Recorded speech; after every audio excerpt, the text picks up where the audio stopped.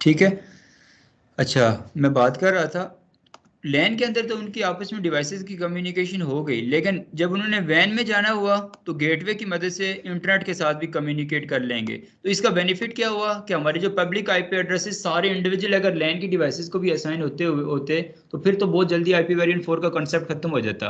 तो उसका सोल्यूशन तो है हमारे पास आईपी वेरिएंट 6, लेकिन वो थोड़ा कॉम्प्लेक्स है क्योंकि उसमें टोटल बाइट्स जो है 16 बाइट्स होते हैं, 128 बिट्स होते हैं, और एक कॉम्प्लेक्स आईपी एड्रेस उसका बनता है आईपी वेरिएंट 6 का, जिसके अभी तक आपने कम देखा होगा इंडस्ट्री के अंदर यूज होते हुए, स्पेसिफिकली पाकिस्तान में। बाहर की कंट्रीज में फिर भी उसको इम्प्लीमेंट किया गया है, उसकी कंपेटिबिलिटी भी है आईपी वेरिएंट 4 के साथ। लेकिन हम लोग चूंकि इसी को यूज़ करते हैं, आपने देखा हमारी ऑर्गेनाइजेशन के अंदर इंटरप्राइज लेवल तक आईपी वेरिएंट 4 ही डिप्लॉयड होता है। उसका बेनिफिट और क्यों डिप्लॉयड होता है, अगर तो देखा जाता है उनके नंबर्स के हिसाब से शफलिंग करके टोटल नंबर्स और अवेलेबल डिवाइसेस के हिसाब से, फिर तो बहुत जल्दी उसका कंसेप्ट खत्म हो जाता।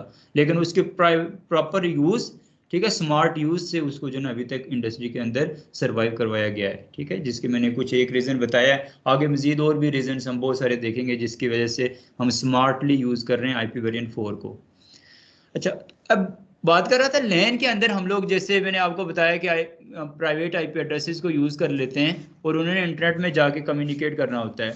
अब लैन के अंदर जब हम लोग यूज़ करते हैं तो उन लैन की डिवाइसेस को आपस में कनेक्ट कैसे करेंगे, आज यहाँ से हम लोग स्टार्ट करते हैं। बिल्कुल बेसिक बात, जैसे ये एक डेस्कटॉप है आपके सामने, इसने सिंपल दो डेस्कटॉप्स ने आपस में कम्युनिकेट करना है, फिर तो इट्स ओके। एक तो वायरलेस कम्युनिकेशन को फिलहाल रहने दें, नेटवर्किंग जब हमने प्रॉपर सीखनी है तो पहले वायर्ड कम्युनिकेशन को सीखेंगे, क्योंकि नेटवर्किंग हमेशा वायरलेस ही नहीं देखी जाती।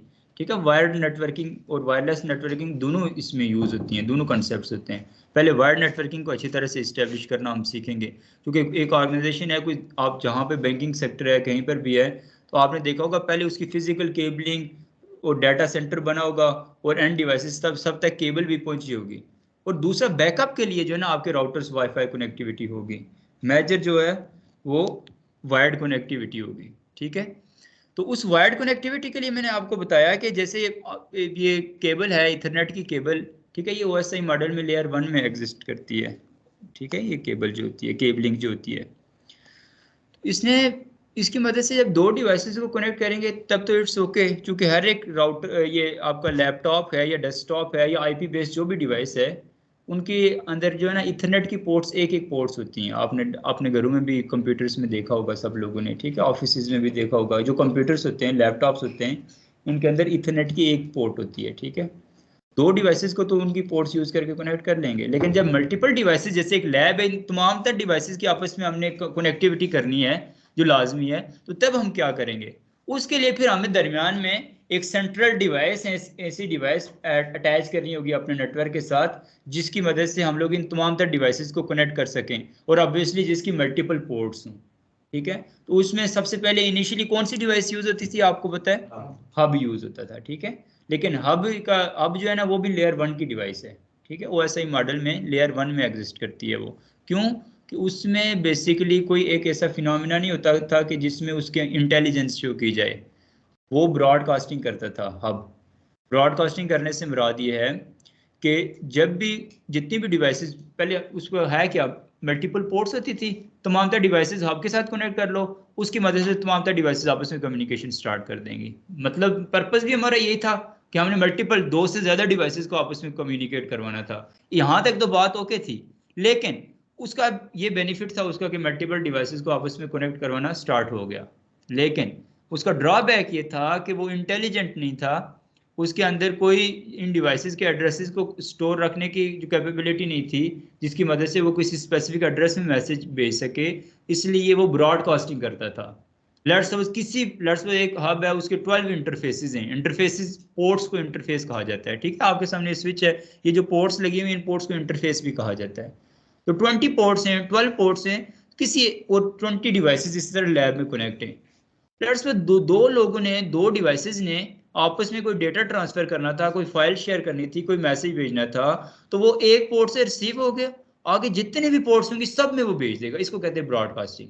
तो वो ये अच्छी चीज तो नहीं है ना फिर, डेटा की प्राइवेसी, कॉन्फिडेंशियलिटी, इंटेग्रिटी चीजें कंप्रोमाइज हो सकती हैं वहां पर, और कंप्रोमाइज होती हैं। एक तो ये ड्रॉबैक है इसका, कोई प्राइवेसी नहीं रहती। दूसरा ड्रॉबैक इसका यह है कि नेटवर्क के अंदर मैश क्रिएट हो जाता है, और तीसरा लोड बहुत ज़्यादा, ट्रैफिक बहुत ज़्यादा, अननेसेसरी अनयूजुअल ट्रैफिक। एक तो ड्रॉबैक ये है ना कि एक दो कोई पर्सनल टॉक करें सब तक पहुंच जाएगी, एक तो ये ड्रॉबैक है, लेकिन उसके साथ साथ अनयूजुअल हर दफ़ा तो लाजमी नहीं है हर कोई सुनेगा ही। अगर आपको इंफॉर्मेशन रिक्वायर्ड नहीं है, बार बार आ रही है, बार बार आ रही है, तो ऑब्वियसली आपका डाटा भी फुल हो जाएगा। मेमोरी, ऑब्वियसली पहले तो आपका मेमोरी का भी इश्यू होता था। पहले तो हमारे पास बैंडविड्थ ये बड़ी कम लिमिटेड बैंडविड्थ होती थी, हमारी डिवाइसेस की स्पेस बड़ी लिमिटेड होती थी। रैम 512 MB की रैम होती थी, और कुछ स्पेसिफिक GB की हमारी हार्ड डिस्क होती थी, ठीक है। तो इस वजह से ये जो है ना कुछ ड्रॉबैक्स थे हब के। तो उसके बाद फिर जो है ना नेक्स्ट जो ऑर्गेनाइजेशंस के अंदर यूज हुई डिवाइस जिसको इंट्रोड्यूस करवाया गया वो स्विच है, ठीक है। तो आज हम लोग बात करेंगे स्विच की। स्विचिंग काम इसका भी वही है, नेटवर्क के अंदर एक लोकल एरिया कनेक्टिविटी में मल्टीपल डिवाइसेस को आपस में कम्युनिकेट करवाने के लिए और कनेक्ट करने के लिए यूज होता है स्विच। तो अभी हम लोग जो है ना उसको डिटेल में स्टडी करेंगे, उसको अंडरस्टैंड करेंगे, ठीक है। हब लेयर 1 का कैसे, लेयर 1 फिजिकल लेयर, लेकिन इसमें जो रिपीटर्स होते हैं, जो हब्स होते हैं, जो फिजिकल केबल्स होती हैं, ये तमाम तर डिवाइसेस जो कि इंटेलिजेंट नहीं होती, जो जस्ट डेटे को पास करवाती हैं, ये बेसिकली डेटा की कनेक्टिविटी करवाती हैं, डेटे की स्टोरेज या डेटे को लिंक के लिए रिक्वायर्ड नहीं होती। तो उस वो जो डिवाइसेस होती हैं वो सारी की सारी लेयर 1 में लाई करती हैं। और फिर जो डिवाइसेस डेटे को बाकायदा एड्रेस उनके बिट्स की फॉर्म में, और उसके बाद एक इथरनेट लेयर के ऊपर अटैच करके साथ, और किसी एक स्पेसिफिक एड्रेस के ऊपर जब ट्रांसफर करना स्टार्ट कर जाएं, तो तब वहां पर वो करेक्टरिस्टिक्स वाली डिवाइसेस जो होती हैं वो लेयर 2 में आ जाती हैं। उसमें फिर आपका जो है ना स्विच आ जाता है और ब्रिज आ जाता है, ये दो डिवाइसेस, ठीक है। अच्छा, रिपीटर ये भी लेयर 1 की डिवाइस है। रिपीटर से मुराद ये है कि ये आपके सामने ये वाईफाई राउटर है, ठीक है। इसके सिग्नल्स इस पूरे रूम में हैं, उस रूम में इसके सिग्नल्स कम हो गए हैं, आ तो रहे हैं लेकिन कम हो गए। वहां पर इस तरह की एक और डिवाइस लगा लेंगे, उसको सिग्नल, ये उसके सिग्नल्स पहले खुद कैच करेगा, उसके बाद इनको एम्पलीफाई करके आगे फुल, जैसे यहाँ पर ये फुल सिग्नल दे रहा है वैसे ही इसके सिग्नल वहां पर फुल शो करवा देगा। तो ये बेसिकली एम्पलीफिकेशन करेगा, इसलिए वो रिपीटर कहलाएगा, सिग्नल्स को रिपीट करके फुल करवा देता है। ये हम लोग घरों में भी यूज़ कर सकते हैं, अगर किसी के साथ इंटरनेट डिस्ट्रीब्यूट करना हो या 2-3 पोर्शंस वाला घर हो, वहाँ पर हम लोग इसको यूज़ करते हैं, या फिर ऑर्गेनाइजेशंस के अंदर भी इसको यूज़ करते हैं, ठीक है। अच्छा, यहाँ तक हो गया, यहाँ तक क्लियर है। अब हम स्विच की बात करते हैं। स्विच जो है ना OSI मॉडल में लेयर 2 में जो है ना एग्जिस्ट करता है स्विच। इसकी मल्टीपल पोर्ट्स होती हैं। सिस्को का स्विच आपके सामने, ये मैंने एक स्विच ऑन भी किया हुआ है, ठीक है, और एक मैंने प्रीवियस क्लास की लैब में भी मैंने आपको एक स्विच दिखाया भी था, ठीक है। तो ये सारे यहाँ पर जो लगे हुए हैं ना, ये मल्टीपल पोर्ट्स वाले, ज़्यादातर पोर्ट, ज़्यादा पोर्ट्स जिनकी हैं ये स्विचेज ही हैं। 24 पोर्ट्स, 48 पोर्ट्स, 96 पोर्ट्स, इस तरह से स्विचेज आते हैं, ठीक है। 8 पोर्ट स्विचेस भी होते हैं, ठीक है। 8 पोर्ट स्विच सबसे ऊपर है, ठीक है। उसके बाद नीचे आपके पास 48 पोर्ट स्विच भी है, फिर 24 पोर्ट स्विच भी है। मुख्तलिफ मॉडल्स में आते हैं, ठीक है, ये स्विचेस। इनका पर्पस क्या होता है, अब ये हब से कैसे डिफरेंट है, और इसको क्यों ऑर्गेनाइजेशन के अंदर यूज किया जा रहा है, क्यों अब जो है ना हब के बाद स्विच आ गया, तो स्विच के बाद हमें मजीद आगे इसमें इंप्रूवमेंट करने की जरूरत नहीं पड़ी। नेटवर्क के अंदर हमारा सारा कुछ ओके है। Network LAN local area network के अंदर it's okay to use switch, ठीक है। It will never allow anyone to do compromise your the confidentiality of your information or the integrity or the repudiation of your information। क्यों क्यों ये बात है, उसको हम लोग आज डिस्कस करते हैं। सबसे पहली और इम्पोर्टेंट चीज़ कि स्विच एक इंटेलिजेंट डिवाइस है, ठीक है। स्विच एक इंटेलिजेंट डिवाइस है, और ये जैसे ही कोई डिवाइस इसके साथ अटैच होती है तो इसका डायनेमिक मेथड के साथ स्विच के अंदर इसकी अपनी मेमोरी होती है, जिसमें ये उन डिवाइसेस का मैक एड्रेस अपने पास स्टोर कर देता है। एड्रेसेस मैंने आपको बताए थे ना जब मैं IP एड्रेसिंग पढ़ा रहा था, जिनको नहीं भी पता वो सुन लें कि एड्रेसेस दो तरह के होते हैं आपकी मशीन के। एक फिजिकल एड्रेस होता है जिसको मैक एड्रेस कहते हैं, जो कि फिक्स्ड रहता है, ठीक है। और दूसरा एड्रेस IP एड्रेस होता है जो वेरी करता रहता है according to the location, according to the place and according to the wifi from which you are connected. जिस वाईफाई के साथ कनेक्ट होंगे वो आपको एक अपना अलग से IP एड्रेस असाइन करेगा, और जिस मेथड से असाइन करेगा वो DHCP कहलाएगा। उसको भी हम डिटेल में स्टडी करेंगे। मोबाइल का जो मैक एड्रेस है वो IP नंबर होता है जी, ऐसे ही है, हाँ। तो सर मैक एड्रेस मोबाइल में अलग होता है? ये IMEI नंबर वो तो चेंज भी हो जाता है ना, वो जिसको कहते हैं IP पैच हो गई और उस तरह से मैक एड्रेस थोड़ा सा डिफरेंट, और वो आप इसको डिटेल में डिस्कस भी करेंगे आगे। और ये जो है ना IMEI नंबर, ये इसमें स्पेसिफिक कोई बाइट्स इस तरह से नहीं है जिस तरह से उसमें, ये मैं आपको दिखा भी देता हूँ, एक सेकेंड।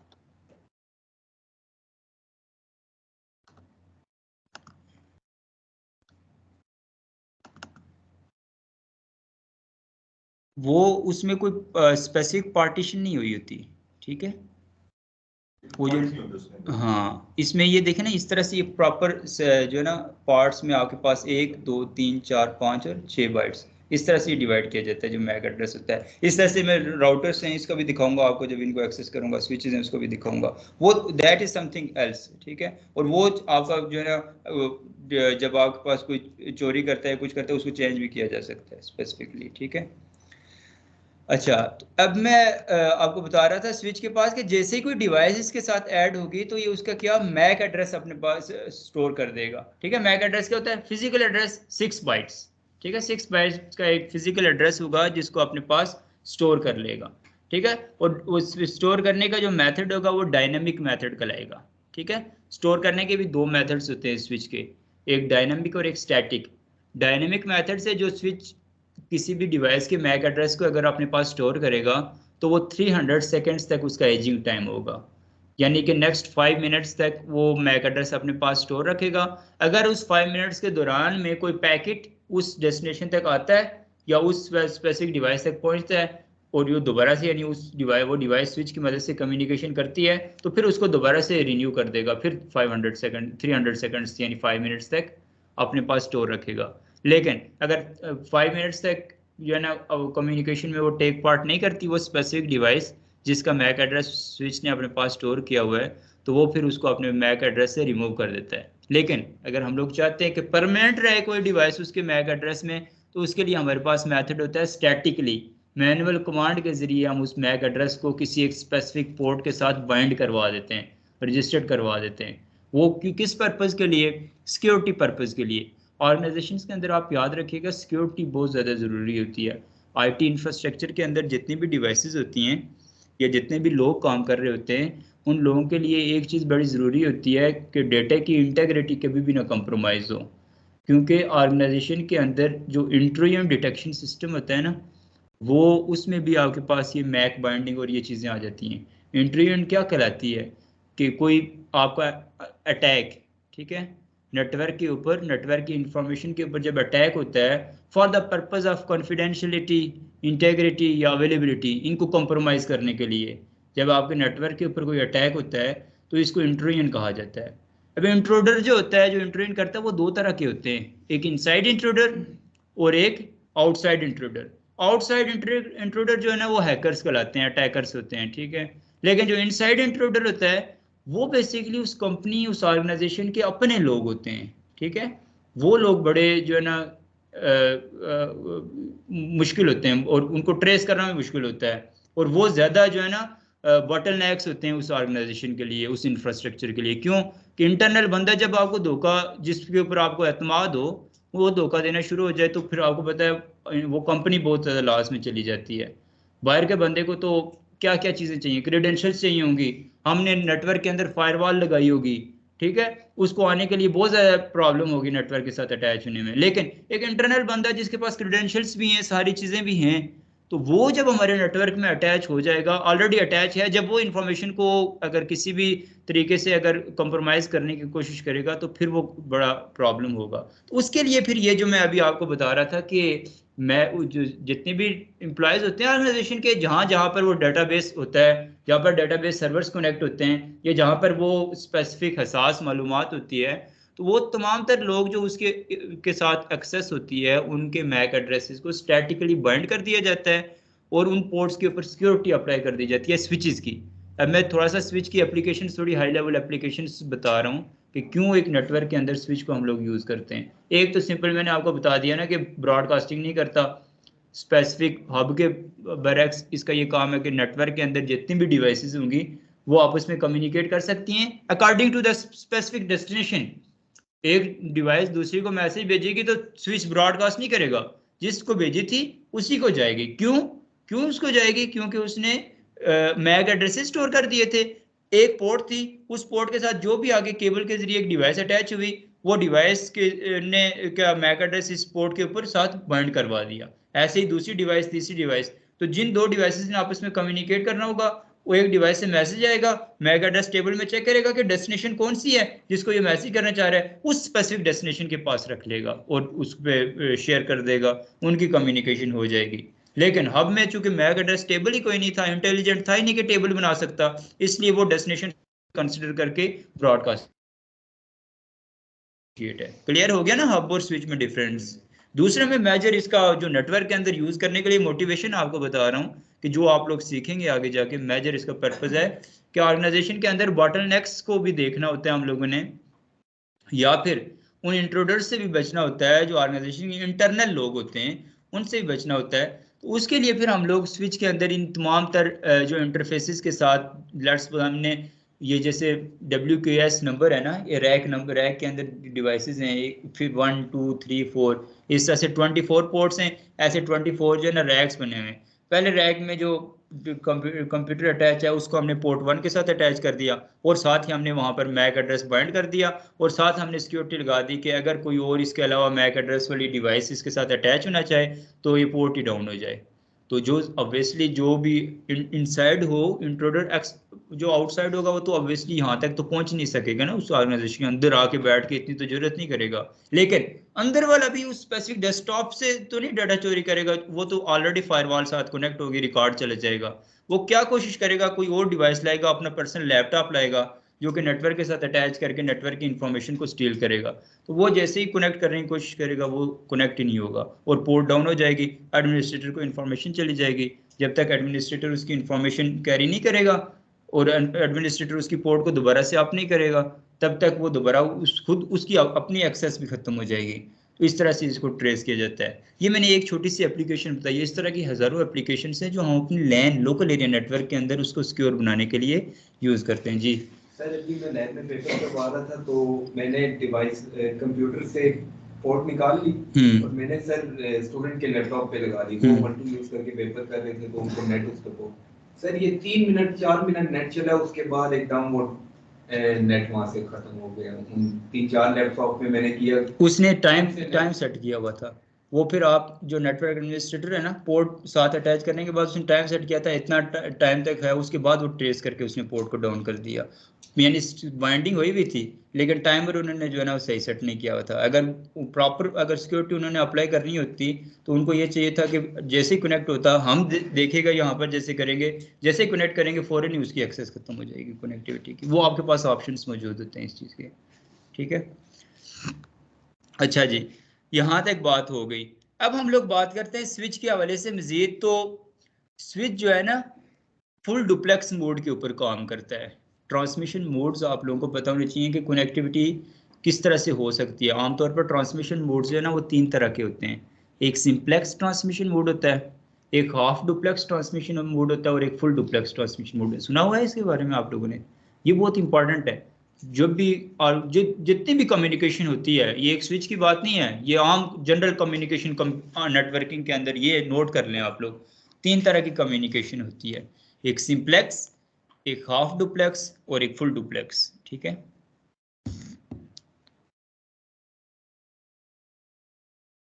सिंप्लेक्स, हाफ डुप्लेक्स और डुप्लेक्स।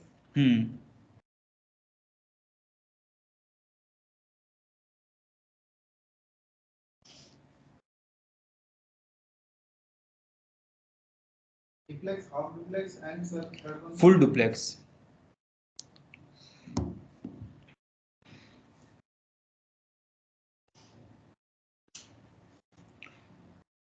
जो सिंप्लेक्स ट्रांसमिशन मोड होता है ना, ये मैं स्विचिंग के रिलेटेड नहीं बता रहा हूँ, स्विच इनमें से एक काम करता है, बाकी मैं जनरली पहले पूरी इंफॉर्मेशन आपको बता रहा हूँ। ठीक है, सिंप्लेक्स से मुराद ये होती है कि आपकी one communication at the time. ठीक है, एक वक्त में एक ही बंदा कम्युनिकेट कर सकता है, एक वक्त में नहीं, बस एक ही साइड से कम्युनिकेशन हो सकती है, दूसरी साइड से हो ही नहीं सकती। ये सिंप्लेक्स ट्रांसमिशन मोड कहलाता है। टेलीविजन पे ब्रॉडकास्टिंग आप लोगों ने देखी होगी, न्यूज़पेपर्स आप लोग पढ़ते हैं, और इस तरह से लाइव कहीं पे कम्युनिकेशन आप ऐसी इस तरह की देखते हैं तो ये सिंप्लेक्स ट्रांसमिशन मोड कहलाता है, जहां पर आपको फीडबैक देने का, जवाब देने का ऑप्शन मौजूद नहीं होता, तो वो सिंप्लेक्स ट्रांसमिशन मोड कहलाता है। ठीक है, टेलीविजन पे बेशक जो है ना पाकिस्तानी टीम चौथा T20 भी हार जाए तो यहाँ से हम गालियां देते रहे या जो भी करते रहे उनको कोई नहीं सुनाई देगा, है ना। जलसे में बेशक कोई तकरीर करता रहे, टेलीविजन में बैठ के हमें कोई टीवी तोड़ देंगे तो उनको कोई बेनिफिट नहीं, उनको ना ही कोई बेनिफिट होगा इस चीज़ का, ना ही उनके लिए ये ड्रॉबैक है, ये अपना ही नुकसान होगा। यानी हम अपना कोई सिंपल जो है ना फीडबैक नहीं जो है ना स्टोर करवा सकते, दे सकते, तो ये सिंप्लेक्स ट्रांसमिशन मोड कहलाती है। वन वे ट्रांसमिशन भी इसको कहा जाता है, वन वे ट्रांसमिशन ऑनली।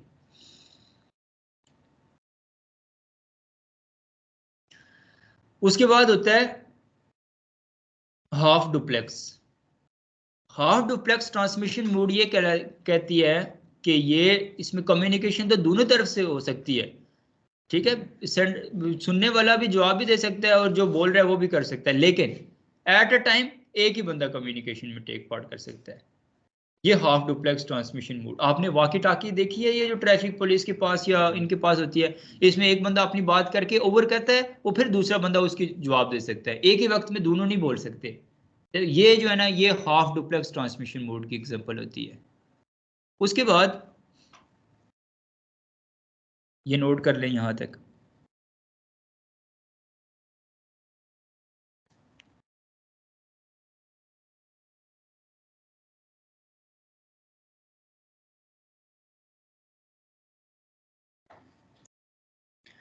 उसके बाद नेक्स्ट होता है फुल डुप्लेक्स।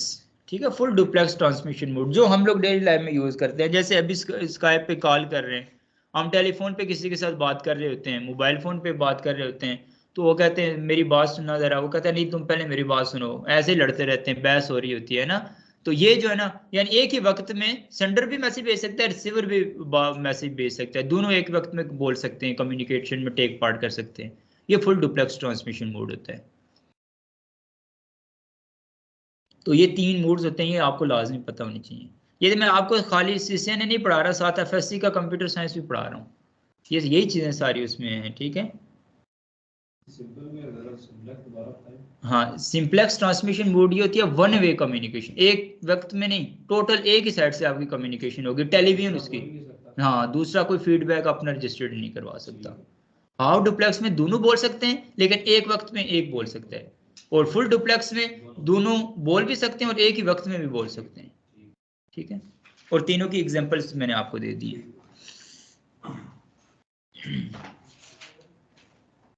तो अब स्विच जो है ना इनमें से कौन सा ट्रांसमिशन मोड के ऊपर काम करता है, ये ट्रांसमिशन मोड्स हैं, ऊपर लिख लें इनके कि ये ट्रांसमिशन मोड्स हैं कि किस तरह की ट्रांसमिशन हो सकती है, कम्युनिकेशन हो सकती है। ये भी कह सकते हैं ना एक टाइम में only one can communicate at every time, ये हो गया हमारा सिंप्लेक्स, हर टाइम एक ही बंदा। हाँ ठीक है। अच्छा, अब हम लोग ये हो गया, तो स्विच जो है ना, स्विच इनमें से फुल डुप्लेक्स ट्रांसमिशन मोड के ऊपर काम करता है। मल्टीपल डिवाइसेस कनेक्ट होंगी, सभी एक दूसरे के साथ कम्युनिकेशन कर रही होंगी एक ही वक्त में, सभी एक दूसरे को, ये नहीं है कि मैंने उसको मैसेज भेजा है तो वो मुझे नहीं भेज सकता उस दौरान में इसके साथ कनेक्ट होकर, स्विच के साथ कनेक्ट होकर मल्टीपल डिवाइसेस एक ही वक्त में आपस में कम्युनिकेशन कर सकती हैं। एक ही डिवाइस से मल्टीपल डिवाइसेस में मैसेज भेजा जा सकता है, उनसे वापस उस स्पेसिफिक डिवाइस में भी मैसेज को भेजा जा सकता है। तो that's why switch is operates on full duplex transmission mode.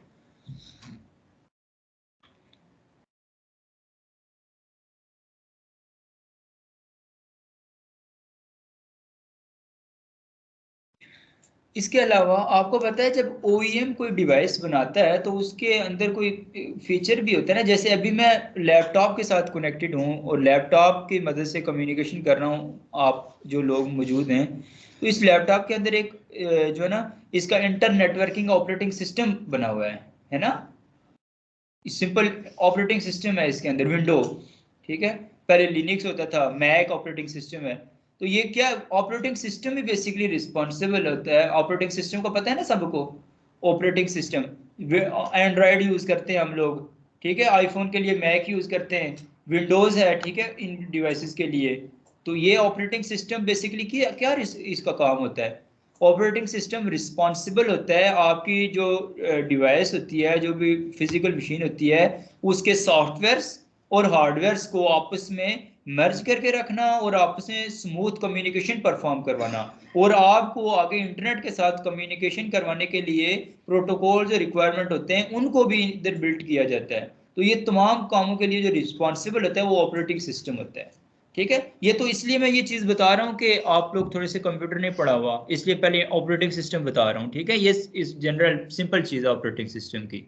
लेकिन अब जो है ना, इसी तरह से जैसे इसका है, तो एक ये भी मशीन पड़ी हुई है ना, ये भी तो कम्युनिकेशन के लिए काम आ रही है ना, इसका भी एक ऑपरेटिंग सिस्टम होता है। ठीक है, उसको iOS कहा जाता है, इंटर नेटवर्किंग ऑपरेटिंग सिस्टम। ठीक है, inter networking operating system, iOS, ये याद रखिएगा। उसके अंदर बेसिकली ये सारे फीचर्स, ये सारे जो है ना मेजर काम होते हैं, और उसी के अंदर ये इसकी कॉन्फ़िगरेशन का पार्ट वगैरह। iOS अगर क्रैश कर जाए, यानी जैसे हम लोग कहते हैं विंडो उड़ गई है डिवाइस में, ऐसे ही जो स्विचेस के अंदर या राउटर्स के अंदर, फायरवॉल्स के अंदर हम कहते हैं iOS क्रैश कर गया, यानी उसकी उसकी अपनी वो वाली विंडो उड़ गई है।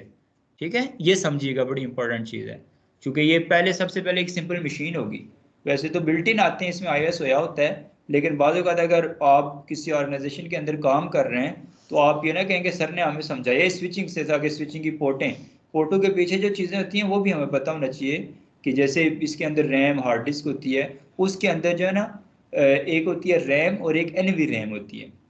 ठीक है, एक एनवी रैम और एक रैम होती है जो इसका iOS होता है उसके अंदर। ठीक है, रैम से हमने, रैम जो है ना वो ऐसे ही होती है कंटिन्यूस रनिंग मेमोरी, उसको हमने एनवी रैम में डेटा को स्टोर रखना होता है। लेट्स वो स्विच ऑन किया, अभी हम कोई कॉन्फ़िगरेशन करेंगे, अगर स्विच बंद हो गया और कॉन्फ़िगरेशन सेव नहीं की, तो सारी, जैसे हम आमतौर पर रैम और हार्ड डिस्क में डिफरेंस पता है ना, रैम के अंदर जब हम कोई काम कर रहे होते हैं और काम करते करते अगर हमारी भी लाइट चली जाए, ठीक है, हम कहते हैं ये वोलेटाइल मेमोरी है, तो हमारा डेटा सारा लॉस हो जाता है। उसके लिए हमें उसको एनवी रैम में शिफ्ट करना होता है, पहले यहाँ पर हार्ड डिस्क में और वहां पर एनवी रैम में। ये नेटवर्क अटैक, ये वोलेटाइल मेमोरी है ना, रैम है, ठीक है, read only memory. N V RAM जो है ना, इसको देख भी लेते हैं जरा, आशान क्या इसका स्टैंड फॉर होता है? नहीं नहीं नहीं, गुड गुड क्वेश्चन। हाँ, नॉन वोलेटाइल रैंडम मेमोरी, यानी वो वही चीज़ है, एक रैम है, दूसरा हम लोग उसको रोम कहते थे, यहाँ पर नॉन वोलेटाइल, यानी एक वोलेटाइल होती है जो कि लाइट के साथ खत्म, तो नॉन वोलेटाइल से मुराद ये है कि बेशक आपने जब इसमें कर दिया शिफ्ट, उसके बाद आपने बेशक इसको रीस्टार्ट किया, बंद किया, जो भी किया, तो वो आपके पास सेव रहेगा। ठीक है, समझ गए बात को?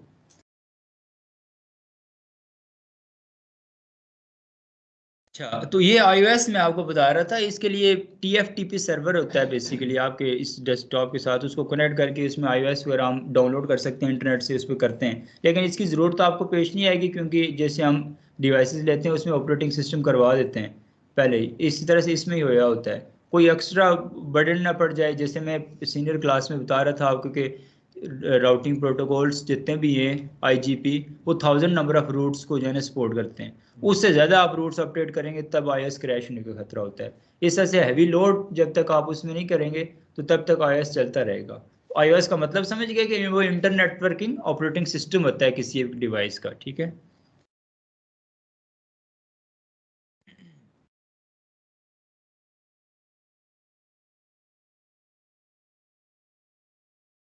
ये स्विच के जो है ना फीचर्स और ये करेक्टरिस्टिक्स हैं स्विच की। उसके बाद मजीद अगर स्विच के हवाले से बताऊं, तो स्विच जो मैसेजेस भेजते हैं ना, या आमतौर पर स्विचिंग होती है, पहले स्विच जो करता है वो बात की बात है, पहले स्विचिंग होती कितनी तरह की है। स्विचिंग से मुराद ये है कि जनरली हम जो मैसेज ट्रांसफ़र करते हैं वो मेजर उसकी 3 टाइप्स हैं। ठीक है, एक होती है सर्किट स्विचिंग, एक होती है मैसेज स्विचिंग, और एक होती है पैकेट स्विचिंग। ठीक है, ये 3 तरह की स्विचिंग होती है, मैसेजेस को ट्रांसफ़र करना, मुख्तलिफ इन्वायरमेंट्स के अंदर यूज़ की जाती है। स्विच का सिंपल मतलब तो पता है ना, पैकेट को स्विच किया, आगे ट्रांसफर किया किसी डेस्टिनेशन के ऊपर। तो जो सबसे पहली टाइप है सर्किट स्विचिंग, उससे मुराद ये है ना, आपके पास दरमियान में एक फिक्स्ड पाथ होता है, एक फिक्स्ड लाइन बन जाती है, और एक डेडिकेटेड लाइन, इसको हम लोग कहते हैं डेडिकेटेड लाइन क्रिएट हो जाती है एक सोर्स और डेस्टिनेशन के दरमियान में। और जब तक वो जो है ना उनके दरमियान में हम कनेक्शन को बंद नहीं करवाना चाहते हैं, उस लाइन को, उस स्पेसिफिक पाथ को कोई और नहीं यूज़ करेगा कम्युनिकेशन के लिए। जैसे टेलीफोन के अंदर हम किसी को कॉल कर रहे होते हैं तो बेशक हम 2-4 मिनट कॉल ऑन रख के बात करते ना भी करते रहें, खामोश भी रहें, बात ना भी जा रही हो, डेटा ट्रांसफर ना भी हो रहा हो, तो उस लाइन के ऊपर हमें कोई और आवाज़ें आना नहीं शुरू हो जाएंगी, या कोई और नहीं उस लाइन को यूज़ करेगा कम्युनिकेशन के लिए, उस पाथ को। ये एक पाथ होता है ना, पाथ इस्टेब्लिश हो जाता है पूरा सोर्स डेस्टिनेशन। टेलीफोन कॉल भी जो है ना वो उसमें भी दरमियान में डिवाइसेस यही होती हैं कम्युनिकेशन के लिए, याद रखिएगा। लेकिन जो पाथ एक इस्टेब्लिश हो गया वो डेडिकेट हो गया उस स्पेसिफिक कनेक्शन के लिए। जब तक वो कनेक्शन एंड नहीं होगा तब तक वो पाथ किसी और को नहीं असाइन किया जाएगा। ठीक है, तो ये बेसिकली सर्किट स्विचिंग कहलाती है।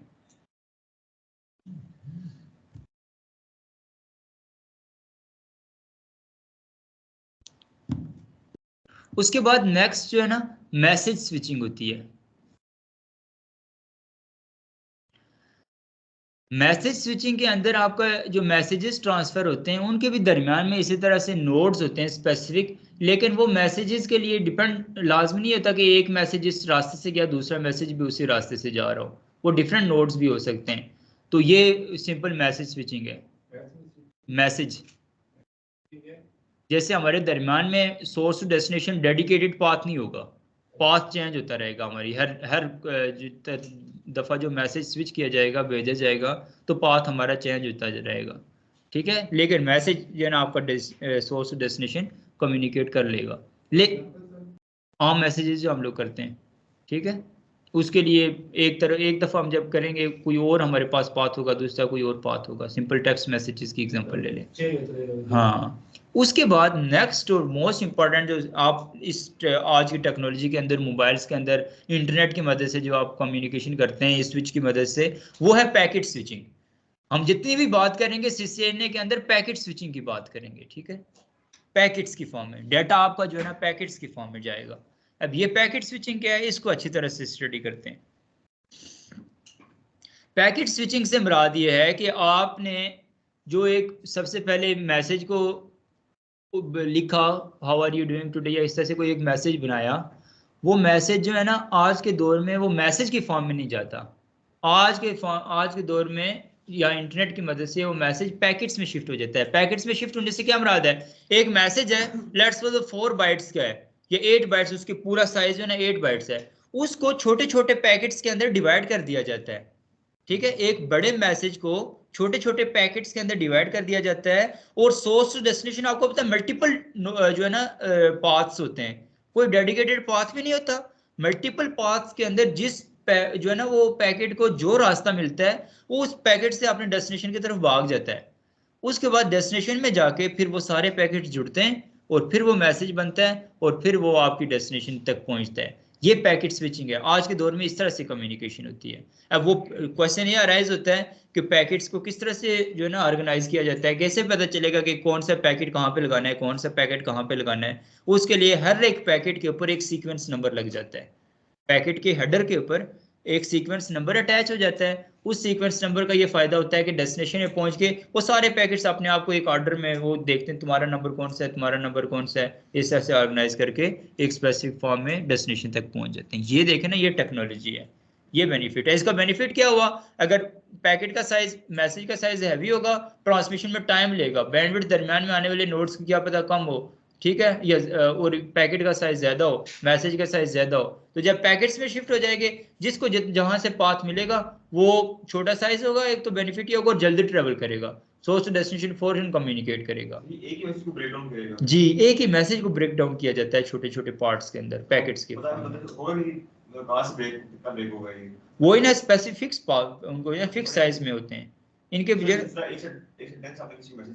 हाँ, उस सेंटेंस को ब्रेक डाउन करेगा। सेंटेंस नहीं, हाँ ये गुड क्वेश्चन, सेंटेंस नहीं ब्रेक डाउन होता। याद रखिएगा जब ये बात यहाँ तक पहुंचे ना, तो कंप्यूटर तक जब पहुंचे तो ये 0-1 बाइनरी फॉर्म में, पूरे मैसेज को पहले 0-1 की फॉर्म में, बिट्स की फॉर्म में शिफ्ट कर दिया जाएगा, उन बिट्स को फिर आगे जो है पैकेट्स की फॉर्म में जो है ट्रांसफर किया जाएगा। ठीक है, तो ये बेसिकली कहलाती है पैकेट स्विचिंग। अच्छा, ये स्विच का मेरे ख्याल में इंट्रोडक्शन काफ़ी है। आप लोगों के सर भी दिमाग भी पक गए होंगे कि बिल्कुल ही थ्योरी की तरफ हम लेके जा रहे हैं। चीज़ें सारी प्रैक्टिकल होंगी। मेरा मकसद ये है कि चूंकि आपको थोड़ा सा पहले इस चीज़ों का ओवरव्यू कंसेप्ट पता हो जो चीज़ करने जा रहे हैं। अब देखते हैं कि ये जो स्विच है इसको एक्सेस कैसे करेंगे। देखते हैं अब हम लोग इस स्विच को एक्सेस कैसे करेंगे। आपके सामने ये एक तो स्विच है ना, सिस्को पैकेट ट्रेसर का है, जिसको हमने प्रीवियस क्लास में काम किया था, वो उसको और इस स्विच को दोनों को मैं आज कंपेयर करके भी दिखाता हूँ। अभी टाइम हमारे पास है, कोई डिफरेंस नहीं है। वो जो स्विच वहां पे है या जो पैकेट ट्रेसर में मैंने आपको कहा था सॉफ्टवेयर सिमुलेटर करना है, वहां पर आपने लैब करनी है। ठीक है, दोनों की फंक्शनलिटी सेम है, दोनों की कॉन्फ़िगरेशन सेम है। जहां पर ये काम करेगा वही वो काम भी करेगा। सिर्फ इंडस्ट्री के अंदर उसको डिप्लॉय नहीं कर सकते पैकेट ट्रेसर के स्विच को, उसके लिए ये यूज करना पड़ेगा। ठीक है, बाकी कॉन्फ़िगरेशन कॉन्सेप्ट्स को अंडरस्टैंड करने के लिए, लर्निंग के लिए वो बहुत बेस्ट है। ठीक है, लेकिन एक चीज इन दोनों में डिफरेंस क्या है, डिफरेंस इनकी एक्सेस का है। पैकेट ट्रेसर के अंदर उस स्विच को जस्ट क्लिक करते हैं ऊपर तो हमें उसकी कॉन्फ़िगरेशन में चले जाते हैं, लेकिन ये डब्बा तो वो पड़ा हुआ है। उस डब्बे की कॉन्फ़िगरेशन को, उसके आईओएस को कैसे एक्सेस करके उसकी सीएलआई को, कमांड लाइन इंटरफेस को हम अपने लैपटॉप में लाएंगे कि हम उसकी कॉन्फ़िगरेशन कर सकें। यही होती है ना बेसिकली इन स्विचिंग में, हम लोग यही चीज देखेंगे कि स्विचेस की कॉन्फ़िगरेशन कैसे की जाती है। तो इनकी एक्सेस डिफरेंट है। इनको एक्सेस करने के लिए रियल राउटर हो, स्विच हो, एक्सेस पॉइंट हो, फायरवॉल हो, इन तमाम तर रियल जो डिवाइसेस हैं, आप इनको एक्सेस करने के लिए एक स्पेसिफिक केबल है, डेडिकेटेड केबल है, उसको यूज करेंगे, जिसको कंसोल केबल कहा जाता है। ये वो कंसोल केबल है, लोड कर लें इसका नाम, इसको कंसोल केबल कहा जाता है। ठीक है,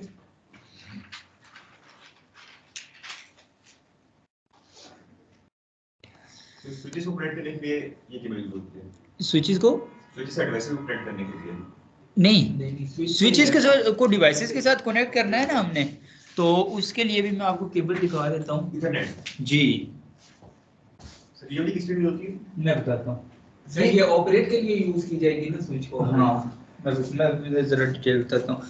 ये वो केबल है जो नेटवर्क के अंदर जो है ना, RJ45 के कनेक्टर और CAT5 CAT6 के नाम से इसको कहा जाता है, इथरनेट केबल कहा जाता है इसको।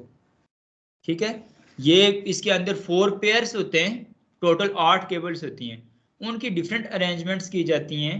ठीक है, उन अरेंजमेंट्स करने के बाद उसको इस कनेक्टर के साथ, ये पूरी केबलिंग का प्रैक्टिकल लैब में करवाऊंगा, ये भी आपकी इस कोर्स में शामिल है। ठीक है, तो इसकी मदद से एक तरफ इसका एक सिरा, सारी केबल्स ऐसी, ये अभी यहाँ पर ये जितनी डिवाइसेस है ना, इन सब की नेटवर्किंग ऐसे ही हुई है। इस तरह की सारी केबल्स यहाँ पर बिछी हुई हैं, और बैक साइड पे एक स्विच लगा हुआ है और साथ सर्वर लगा हुआ है। तो वो पहले सारे स्विच के साथ और स्विच आगे सर्वर के साथ कनेक्ट है। तो ये दोनों तरफ RJ45 का कनेक्टर है। एक साइड इसकी हमने डिवाइसेस की, आपको पता है सारी कंप्यूटर है, लैपटॉप है, इनके अंदर एक जो है ना इथरनेट पोर्ट होती है, उस पोर्ट में लगा दी, दूसरी स्विच में लगा दी। इस तरह से डिवाइसेस सारी कनेक्ट हो जाएंगी स्विच की मदद से। अब उस स्विच की मदद से डिवाइस कम्युनिकेशन तो कर लेंगी, लेकिन जैसे मैंने कहा था वो मैक बाइंडिंग का कॉन्सेप्ट, और एक पोर्ट के अंदर मैक को रजिस्टर्ड करवाना, स्विच की प्रॉपर्टीज को यूज करवाना, डिफरेंट वीलैंड्स बनाना, इस तरह की कम्युनिकेशन करवाना स्विच की, वो तो असल तो हमने ये सीखना है ना CCNA स्विचिंग में। उसके लिए हमें स्विच की कॉन्फ़िगरेशन को एक्सेस करना है। उसके लिए पहले स्विच को एक्सेस करना पड़ेगा। स्विच को एक्सेस से मुराद यह है कि स्विच को समझाना कि तुमने करना क्या है। एक तो उसने ये स्विचिंग करनी है, लेकिन उसमें भी हमने उसको स्पेसिफाई करना है कि किन डिवाइसेस को तुमने जोड़ना है, किन को नहीं जोड़ना, किन पैरामीटर्स में जोड़ना है, कितने टाइम के लिए जोड़ना है। ये सारी चीजें हमने स्विच को समझानी है। इसको कहते हैं सिक्योरिटी और एक्स्ट्रा फीचर स्विच में ऐड करने हैं। उसके लिए वो सारा कुछ समझाने के लिए स्विच को पहले हमने समझाने के लिए अपनी स्क्रीन पे लाना पड़ेगा, उसकी कम्युनिकेशन, उसकी CLI कमांड को। उसके लिए ये केबल है कंसोल केबल। इस इसको कंसोल इसलिए कहा जाता है, कंसोल का मतलब क्या है, किसी को समझाना, कोई काम को बताना कि तुमने क्या करना है। इसको भी इसलिए कंसोल इसलिए कहा जाता है कि इसकी मदद से हम लोग डिवाइसेस को एक्सेस करके कॉन्फ़िगर करते हैं। कॉन्फ़िगरेशन का मतलब तो पता है ना सबको, तो वो कॉन्फ़िगरेशन के लिए हम लोग इस कंसोल केबल को यूज करते हैं। तो ठीक है, इसके लिए सर क्रॉस केबल नहीं इस्तेमाल हो सकती? नहीं, इसके लिए स्पेसिफिकली ये केबल यूज होगी। क्रॉस केबल तो वो सेम लेयर्स की डिवाइस को आपस में कनेक्ट करने के लिए होता है, जैसे switch to switch, router to router, computer to computer, वो क्रॉस केबल उसके लिए यूज होती है। ठीक है, अच्छा अब ये होगा कैसे। एक साइड होती है इसकी USB की तरह की, ठीक है, जो आपके कंप्यूटर की USB की पोर्ट में लगती है, और दूसरी तरफ इसके भी RJ45 का कनेक्टर होता है, लेकिन ये RJ45 का कनेक्टर वैसा नहीं होता, यानी अंदर केबल्स तारें वैसे नहीं कनेक्ट होती जैसे उस RJ45 कनेक्टर इथरनेट केबल की होती है। इसमें अपनी अलग मशीन से बिल्ड इन होती है। ये केबल के अंदर जो है ना वो पेयर्स भी वो नहीं होते जो उस इथरनेट केबल के होते हैं। ये सारे पेयर्स, इनके कलर्स, इनकी अरेंजमेंट, इनकी फंक्शनैलिटी सब कुछ चेंज होता है। ठीक है, तो अब हम लोग इसको अटैच करते हैं। इनमें से मैंने रैंडम एक स्विच ऑन किया था। कुछ स्विचेस की इनमें iOS का इशू है, वो नहीं है, वर्किंग में नहीं है, लेकिन मोस्ट प्रोबेबली जिसको मैंने एक्सेस किया वो चलता होगा। तो अब ये स्विच है ना, इसके सामने सारी इथरनेट पोर्ट्स हैं। ठीक है, मैं साथ पैकेट ट्रेसर को ओपन कर लेता हूँ, फिजिकल व्यू साथ, ताकि ऑनलाइन लोगों को भी नजर आए। इसलिए मैं कहता होता हूँ इमरान के फिजिकल आया करें, ताकि आपको फिजिकल चीज़ें ज़्यादा अच्छी समझ आएंगी। आपने तो पक्का ही जो है ना ऑनलाइन ही डेरे डाल दिए हैं। अरब शाह, अरबाब शाह, आप भी कभी कभार ऑनलाइन आते हैं, कभी कभार फिजिकल, फिर ऐसे इंटरव्यू कैसे क्लियर होगा? जो लोग आ सकते हैं वो लाजमी आया करें। जो लोग कुछ आउट ऑफ कंट्री हैं वो तो इट्स ओके, उनके लिए तो चलो प्रॉब्लम है, लेकिन जो यहाँ पर रहते हुए स्पेसिफिक लोकेशन इसी एरिया लोकल है, वो लोग लाजमी जो है ना फिजिकल आया करें क्लासेस में।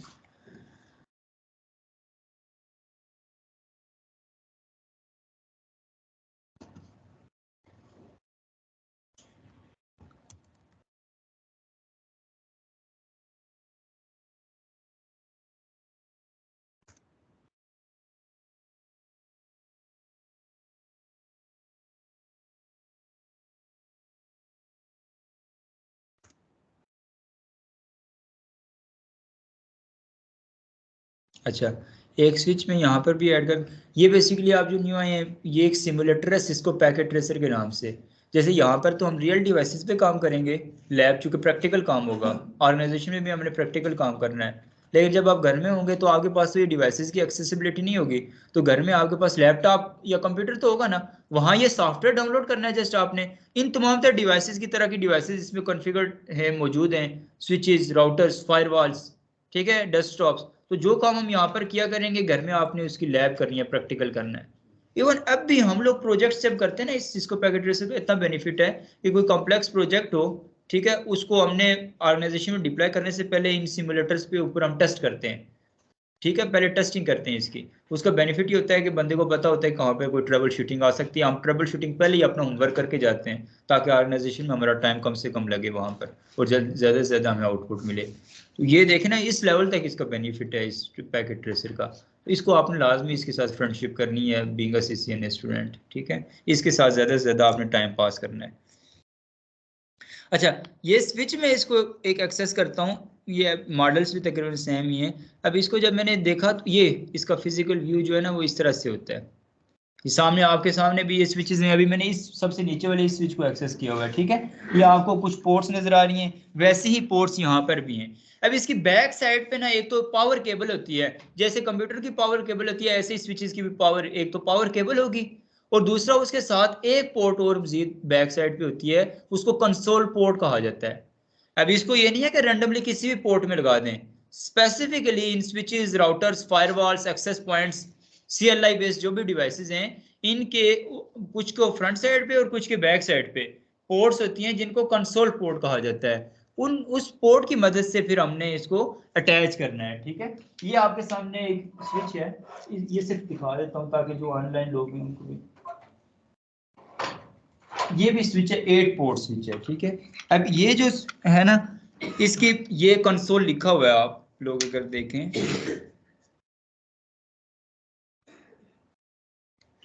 हाँ, तो ये आपके सामने इसके ऊपर जो है ना ये कंसोल लिखा हुआ है, नजर आ रहा है, ये कंसोल लिखा हुआ है, ये कंसोल पोर्ट है। और बाकी सारी इसकी 8 पोर्ट्स जो है ना ये उसके लिए इथरनेट की कनेक्टिविटी के लिए।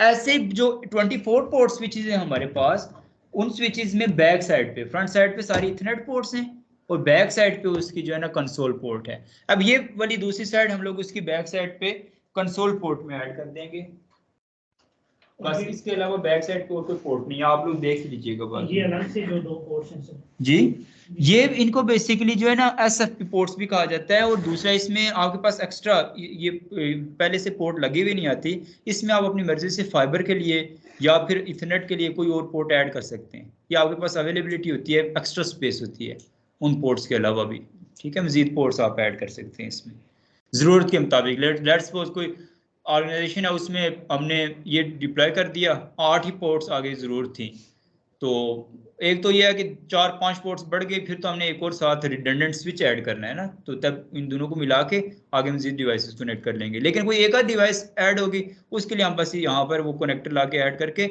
उसमें डिवाइस को हम लोग साथ कनेक्ट कर लेंगे। हम एक्स्ट्रा मतलब 5-6 पोर्ट्स बढ़ गई, उसके लिए अगर ये लगा रहे हैं तो इसमें अपलिंक किस पोर्ट में लगेगा? वो साथ उसके साथ ये कहलाता है अपलिंक बना हुआ है ना, ये अच्छा ये बना हुआ है, इसको अपलिंक देते हैं। और ये जो सर ये वाली है, ये इसमें ऐड कर सकते हैं हम अच्छा, ये मजीद पोर्ट, ठीक है सर, ठीक है। ठीक।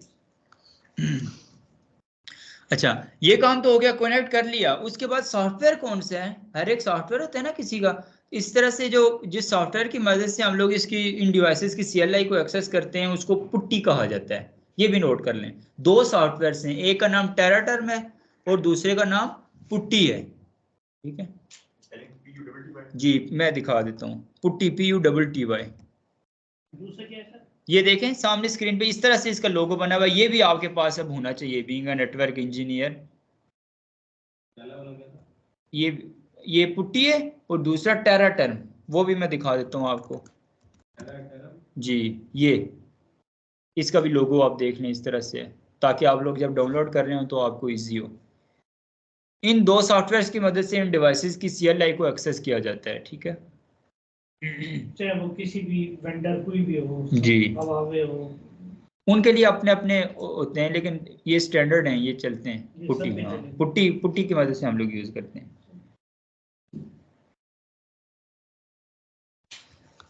इसका नाम जो बताया, ये वाला टेराटर्म, कमांड लाइन इंटरफेस जी।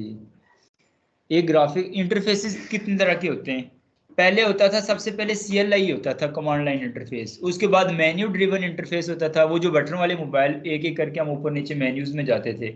और उसके बाद अब कौन सा है, ये ग्राफिकल यूजर इंटरफेस है, सारा कुछ ग्राफिक्स की फॉर्म में है।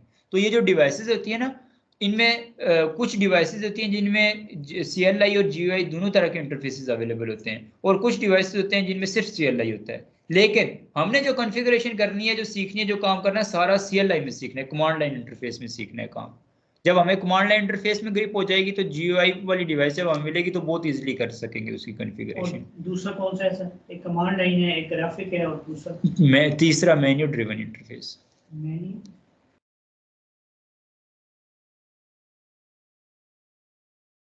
वो बटनों वाले मोबाइल का जैसा इंटरफेस होता था।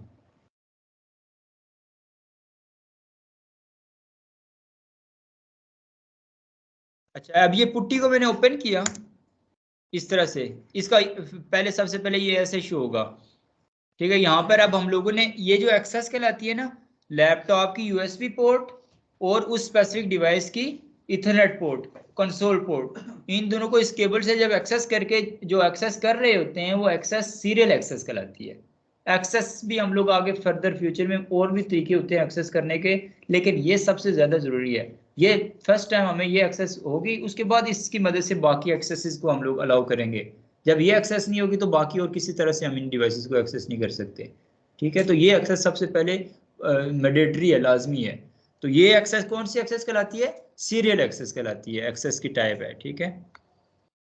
तो ये सीरियल के ऊपर क्लिक करेंगे जैसे, तो हमारे पास ये आगे आएंगे, सीरियल का कॉम्बिनेशन बन जाता है। USB की डिफरेंट पोर्ट्स होती हैं, तो हर पोर्ट का एक अलग अलग कॉम्बिनेशन बनता है, चूंकि ये केबल्स होती है अंदर उनका, और इस USB के अंदर जो पोर्ट होता है इनका आपस में कॉम्बिनेशन बनता है। वो कॉम्बिनेशन जो है ना डिपेंड करता है, हर एक पोर्ट का चेंज हो सकता है। उस कॉम्बिनेशन को चेक कैसे किया जाता है, कि हमें कैसे पता चलेगा कौन सा कॉम्बिनेशन बनना है? जैसे अभी तो बाय डिफॉल्ट 1 लिखा हुआ है, लेकिन 1 की मदद से चेक करते हैं, लेकिन नहीं एक्सेस मिली, अनएबल टू कनेक्ट। इसलिए ये सीरियल में इसका कॉम्बिनेशन 1 जो ये सब में बाय डिफॉल्ट 1 ही शो करवाता है, असल में हमें देखना पड़ता है। उसको देखने के लिए हम लोग अपने लैपटॉप डेस्कटॉप जो भी है उसके डिवाइस मैनेजर में जाते हैं, ठीक है। उसके बाद यहाँ पर ये देखें ऑप्शन हमारे पास होता है पोर्ट्स, ये कॉम्बिनेशन पोर्ट्स जो बनी हुई है हमारे पास ये, और इसके बाद ये यूएसबी सीरियल पोर्ट का कॉम्बिनेशन हमारा कितना बना हुआ है, COM8 बना हुआ है। तो ये बेसिकली वहां पर यहाँ से देख के जाके वहां पर कॉम के आगे 1 को रेज करके हमने 8 लिखना है, तो COM8 हमारे पास जो कॉम्बिनेशन बनेगा, फिर ये हमने ऐसे चेक किया। उसके बाद इसको ओपन करेंगे, एक्सेस मिल गई, ये CLI कहलाती है। अब हम लोग इस स्विच की CLI में चलेगी, क्योंकि पहले हमने इसको पासवर्ड कॉन्फ़िगर किया था।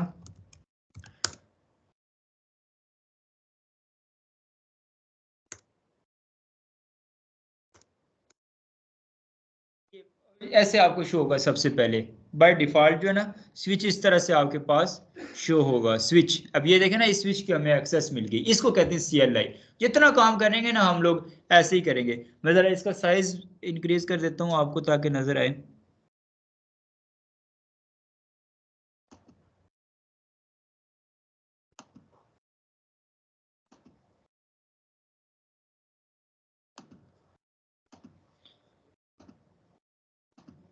जी अब सही है या और भी बड़ा करूं?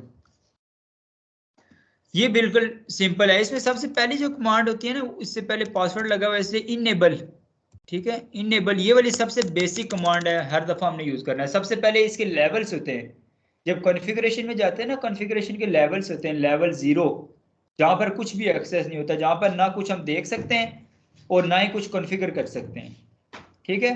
उसके बाद लेवल 1 होता है जहां पर हम चीजों को देख सकते हैं, ठीक है, लेकिन उधर भी कुछ कॉन्फ़िगर नहीं, ये लेवल 1 है, यानी 0 के बाद वाला लेवल है, ठीक है। व्यू मोड, इसको व्यू लेवल कहा जाता है, व्यू मोड। यहाँ पर जो भी कॉन्फ़िगरेशन हुई होती है, जो भी काम हुआ होता है उसको देख सकते हैं हम लोग।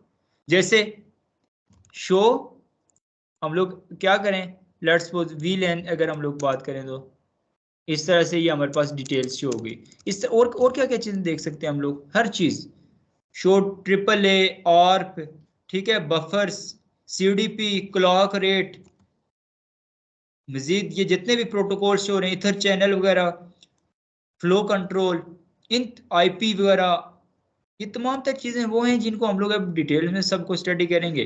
प्रिविलेजेस जिसको हमने दी हुई हैं। उसके बाद हम लोग क्या देखना चाहते हैं, लेट्स सपोज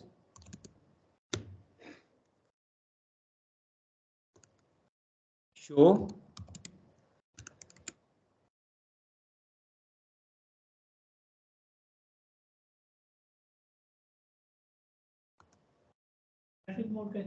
नहीं, ग्राफिक्स का मतलब है पिक्चर्स वगैरह जहाँ पर चीजें सामने, जैसे यूट्यूब को मोनोग्राम बना हुआ हो, चीजों को देख के हमें पता चल जाए ये काम करना है। यहाँ पे कुछ भी देख बना हुआ नहीं मिलेगा हमें, हर काम हमें खुद से करना पड़ेगा। ये लेवल 1 है। हाँ, सारी लेवल्स में ऐसे ही हमारे पास होगा इसकी, ठीक है। सारी कॉन्फ़िगरेशन CLI, इसको पूरे को CLI कहते हैं हम लोग, ठीक है। अच्छा, ये इसकी मैं बात कर रहा था। इस तरह से हमारे पास ये मुख्तलिफ तरह की VLANs पर ये डिटेल्स हमारे पास इस तरह से शो हो रही हैं। उसके बाद जो चीज़ें हमने खुद कॉन्फ़िगर करनी है उसके लिए वो क्या है, पहली कमांड हमने क्या की, सबसे पहले लेवल 0 में थे, जैसे स्विच को ऑन किया, उसके बाद हमने इनेबल किया तो व्यू मोड में चले गए, जहां पर जो कॉन्फ़िगरेशन की होंगी, जो भी डाटा होगा, जो भी काम हमने पहले किया होगा उसको देख सकते हैं, उसमें चेंजेस कुछ नहीं कर सकते, जस्ट देख सकते हैं। तो वो इनेबल कमांड उसके लिए। उसके बाद नेक्स्ट कमांड होती है कॉन्फ़िगर टर्मिनल, ठीक है, मैं दोबारा से लिख लेता हूं आपको समझ आएगी। कॉन्फ़िगर टर्मिनल, ये वो कमांड होती है जहां पर ग्लोबल कॉन्फ़िगरेशन मोड में हम लोग चले जाते हैं। यहां पर हम हर तरह की कॉन्फ़िगरेशन करते हैं, इंडिविजुअल इंटरफेस को भी एक्सेस करते हैं, प्राइवेसीज भी अप्लाई करते हैं, पॉलिसीज भी अप्लाई करते हैं, जो मैक बाइंडिंग भी करते हैं, VLANs बनाते हैं, ठीक है, VTP सर्वर्स बनाते हैं, स्विच की जितनी भी टर्मिनोलॉजीज हैं, जो भी कॉन्फ़िगरेशन, जो भी सिक्योरिटी लेवल्स हम लोग इसके ऊपर अप्लाई करते हैं, सारा काम इस मोड में जाकर करते हैं। ये कॉन्फ़िगर टर्मिनल के मोड में, ये ग्लोबल कॉन्फ़िगरेशन मोड का कहलाता है, ठीक है, इसको कहते हैं ग्लोबल कॉन्फ़िगरेशन मोड। ये नोट कर लें आप। ये दो कमांड्स राउटर में हो या स्विच में हो, दोनों में ये कमांड्स हमारे पास ये सेम, दोनों के लिए यही काम है, राउटर में भी यही काम है, स्विच में भी यही काम है।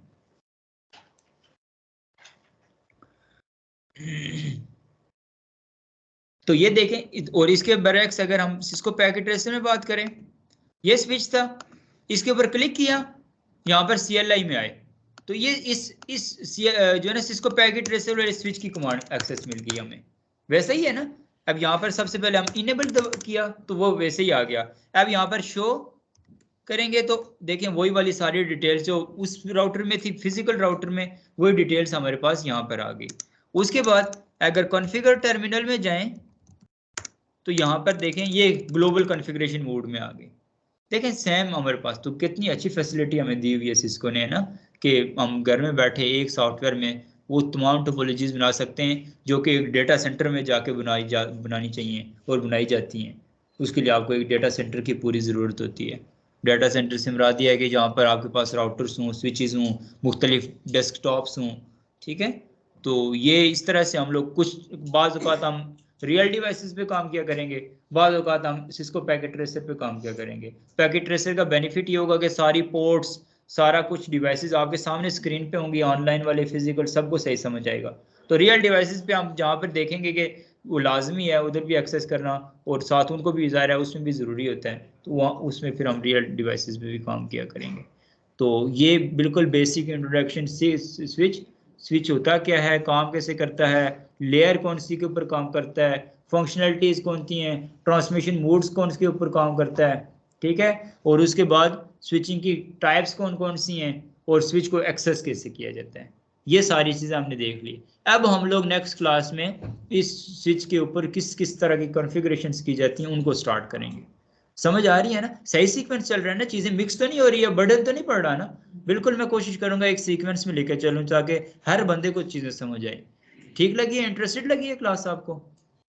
हाँ हाँ, बस वो पिछले 2 लेक्चर्स जो है ना वो आपने सुनने, और आप चूँकि नॉन IT बंदे हो, आपने कंप्यूटर नहीं पढ़ा हुआ, इसलिए थोड़ा सा मुश्किल लगी होंगी चीज़ें, लेकिन आहिस्ता आहिस्ता आप एडजस्ट कर लोगे।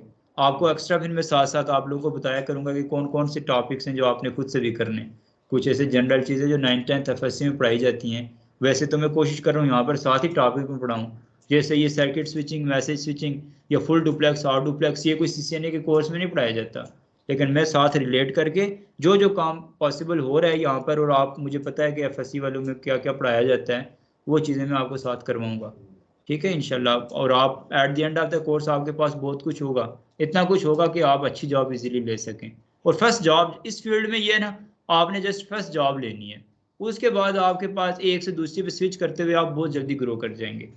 ये इस फील्ड की जो है ना वो है, और पहली जॉब भी आपको ये चीज़ें काम आता हो तो ईजिली मिल जाती है, ठीक है। कोई क्वेश्चन हो आप में से किसी का? पेपर CCNA का पेपर, हाँ वो अगर पाकिस्तान में रहते हुए या यहाँ की जॉब्स के लिए रिक्वायर्ड नहीं है कि वो CCNA का आप पेपर दें। सर्टिफिकेशन इंटरनेशनल सिस्को चूँकि इंटरनेशनल लेवल की चीज़ है ना, तो उसके लिए आप इंटरनेशनली सिस्को सर्टिफाइड हो गए तो फिर तो बहुत अच्छी आपको सैलरीज मिलती हैं। तो उसके लिए वो फिर ऑनलाइन पेपर होता है, उसके स्पेसिफिक फीस वगैरह वो आपको बाहर इंफॉर्मेशन आपको मिल जाएगी उसकी। वो तो ठीक है, लेकिन वो ये जो चीजें ये हमें पेपर में सारा यही होता है। CCNA ये पेपर के लिए तो लोग तैयारी करते मतलब हैं। आप प्रैक्टिकल पे तो ज्यादा जोर दे रहे हैं, वो तो बहुत अच्छी बात है, हाँ, लेकिन पेपर का जहाँ तक मैंने सुना है वो मतलब उसमें क्वेश्चन आंसर। हाँ, तो अभी हमने क्लास में टोटल हमने 1 घंटा 10 मिनट पढ़ा, उसमें 10 मिनट हमने प्रैक्टिकल किया, 1 घंटा तो उसकी थ्योरी में पढ़ाते हुए लगी मुझे ना, तो वो थ्योरी पेपर में आती है। MCQs में आपने अगर प्रैक्टिकली काम नहीं किया होगा, थ्योरी नहीं पढ़ी होगी और साथ प्रैक्टिकल नहीं काम किया होगा, तो MCQs के आंसर्स भी नहीं दे पाएंगे, ठीक है। तो उसके लिए लाजमी है कि आपको काम भी आता हो, थ्योरी भी आती हो। इसलिए क्लास हमारी डेली क्लास में मैक्सिमम टाइम हम थ्योरी और साथ उसके जितना लैब रिक्वायर्ड होगी लैब भी साथ किया करेंगे, दोनों काम होंगे, ठीक है। ऑर्गेनाइजेशन के अंदर इंटरव्यू के लिए या कोई चीज़ इंप्लीमेंट करने के लिए आपको पहले तो टॉपिक का पता होना चाहिए, कॉन्सेप्ट का पता होना चाहिए, उसके बाद साथ प्रैक्टिकल भी काम आना चाहिए, दोनों काम जरूरी हैं, ठीक है। मैंने एक वीडियो देखी थी, उसके अंदर वो बंदा मुझे पता नहीं है कौन था, लेकिन वो उस बंदे ने क्वेश्चन किया, गोरा था कोई, तो जी क्या था कि एग्जाम में कुछ चेंजिंग आएगी, सब 6-7 दिन पुरानी वीडियो थी। हाँ